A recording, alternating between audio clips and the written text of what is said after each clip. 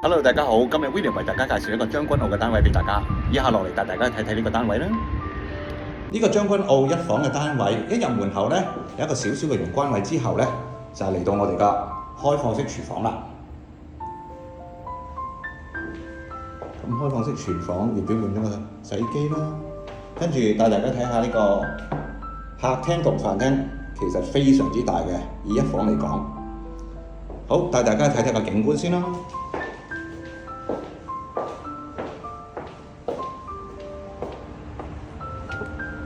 咁個景觀咧，其實都係兩邊開揚嘅，咁只係對面有少少樓景擋一擋啫。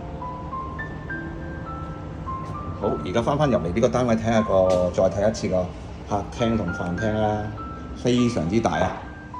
咁好，而家帶大家去睇一個睡房先。咁個睡房咧比較四方，其實擺位都好容易嘅。咁加上呢度咧，仲有個小露台，咁啊對流空氣非常之好噶啦。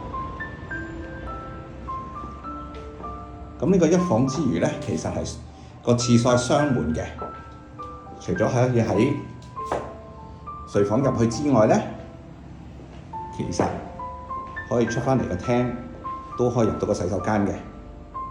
咁洗手間用企缸為主啦。